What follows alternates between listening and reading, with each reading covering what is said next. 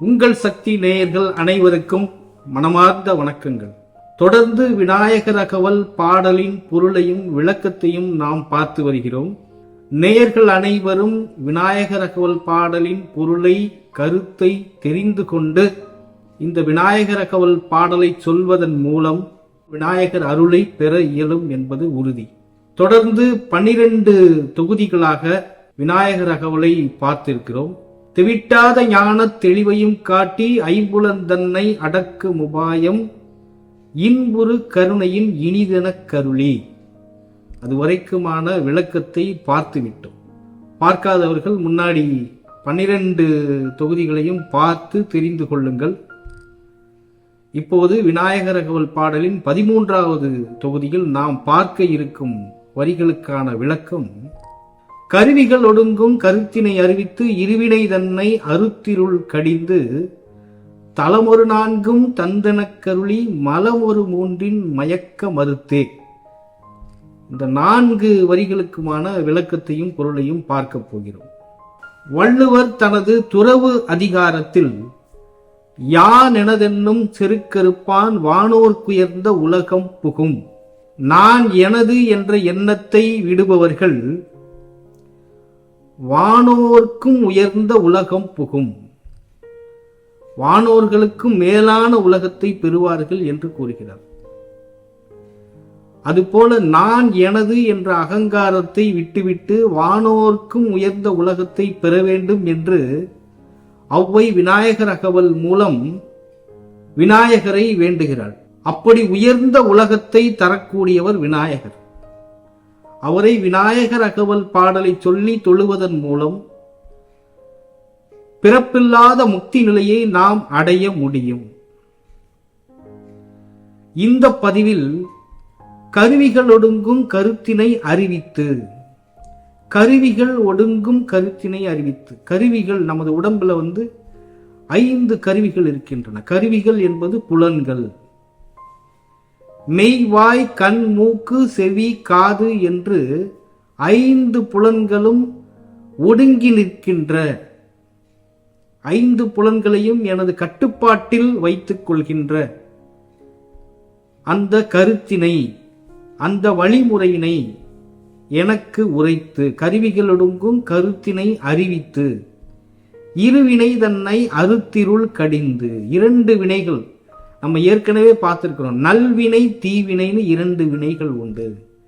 அந்த 2 வினைகளும் இருந்தால் நம் வாழ்க்கையில் இருள் சூழ்ந்து இருக்கும். அந்த இருளை கடிந்து, நல்வினை தீவினை 2ஐயும் கடிந்து இருளை அகற்றி இருவினை தன்னை அருத்திருள் கடிந்து என்பதற்கான விளக்கம் இதுதான்.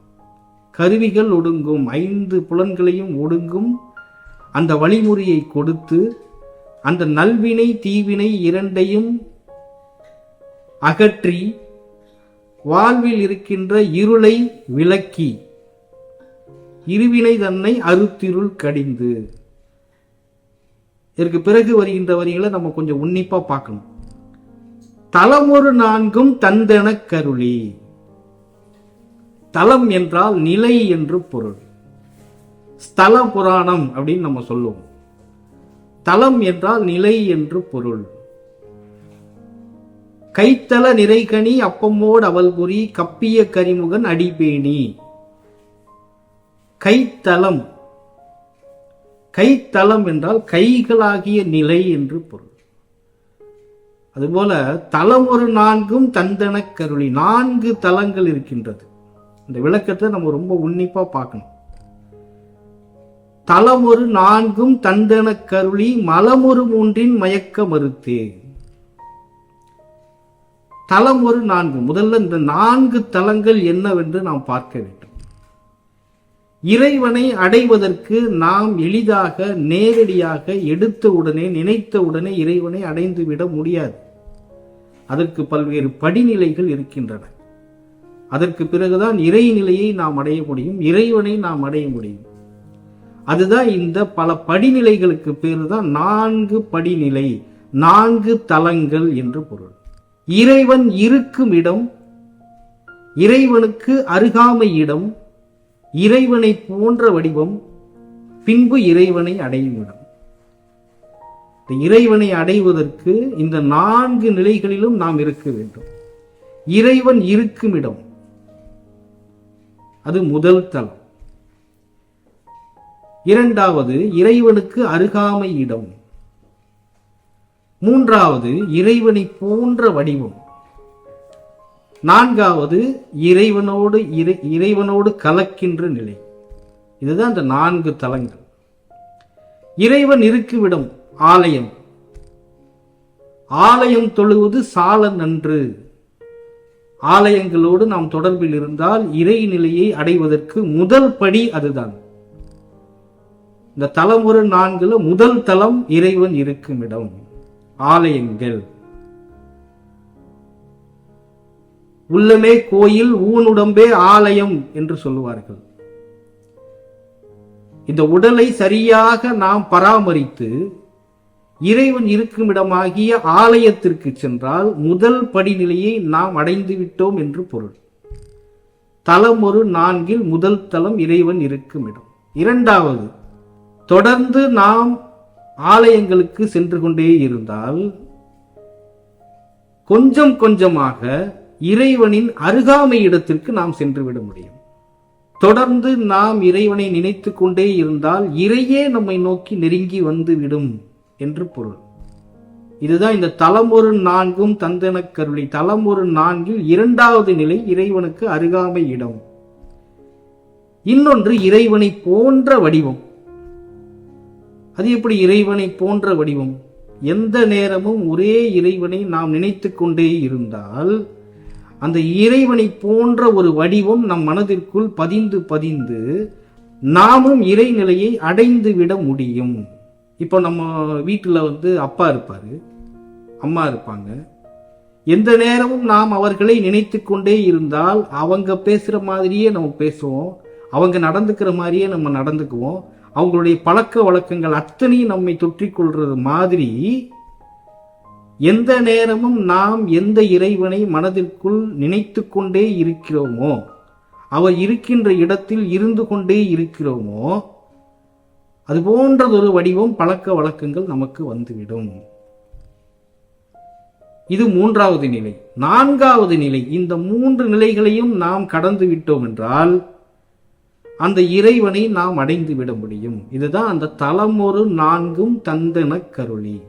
தலமொரு 4 தந்து எனக்கருளி. அப்படி அந்த 4 நிலைகளையும் எனக்கு கொடுத்து மலம் ஒரு 3 மயக்க மறுத்தே. மலம், 3 மலங்கள் நம் மனதிற்குள் இருக்கிறது. மலம் என்பது நம் உடலிலிருந்து வெளியேற்றி விடக்கூடிய ஒன்று. கட்டாயமாக நாம் அதை வெளியேற்றியே ஆக வேண்டும். அப்படிங்கிறதுனாலதான் அதை மலம் அப்படின்னு சொல்றாங்க. தினமும் மலத்தை நாம் வெளியேற்றவில்லை என்றால் எந்த அளவிற்கு உடலுக்குள் அசுத்தம் பரவி இருக்குமோ, எவ்வளவு வியாதிகள் நமக்கு நிறைந்து விடுமோ, அது போல இந்த 3 மலங்களை நாம் வெளியேற்றவில்லை என்றால் பலவிதமான எதிர்வினைகள் நம்மை ஆட்கொண்டு வாழ்க்கையை சீரழித்துவிடும். அந்த மலம் ஒரு 3 அந்த 3 மலங்கள் என்னவென்றால் ஆணவம், கண்மம், மாயை. ஆணவம் என்பது நான் எனும் அகங்காரம். கண்மம் என்றால் பொறாமை, பேராசை, பொறாமை. கண்களுக்கு தெரிகின்ற நிலையில்லாத பொருட்கள் மீது பேராசை கொண்டு அதன் பின்னால் ஓடுவதற்கு பெயர் மாயை. இந்த 3 மலங்கள் என்று சொல்கிறார். தலமொரு 4 தந்தெனக் கருளி மலமொரு 3 மயக்க மறுத்தே. அந்த 3 மலத்தின் மீது இருக்கின்ற மயக்கத்தை அறுத்தே என்று கூறுகின்றார் ஔவை. அதாவது நீங்க நல்லா பார்த்தீங்கன்னா தெரியும், ஔவைக்கு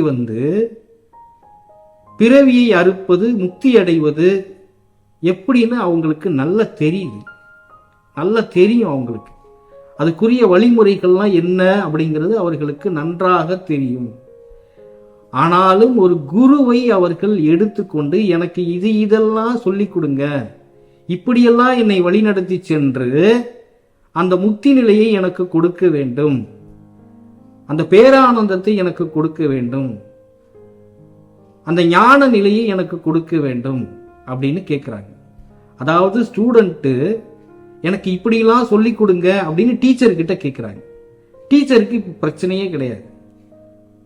ஒரு ஸ்டூடெண்ட் வந்து ஐயா எனக்கு இப்படி சொல்லி கொடுங்க அப்படி சொன்னா எனக்கு புரியும் அப்படின்னா ஆசிரியருக்கு எந்த விதமான பிரச்சனையும் இல்லாமல் அவர்கள் கேட்கின்ற முறையிலேயே சொல்லிக் கொடுத்து அவர்களை சிறந்த மாணவனாக எடுத்துக்கொள்வார்கள். ரொம்ப அழகான வரி.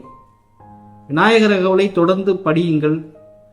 தொடர்ந்து எங்களுடைய விநாயகர் அகவல் பதிவுகளை பாருங்கள். பார்த்துவிட்டு கேட்டு தெரிந்து கொண்டு விநாயகர் அகவலை தினந்தோறும் சொல்லி விநாயகரின் அருளை பெறுங்கள். மீண்டும் சந்திப்போம். நன்றி, வணக்கம்.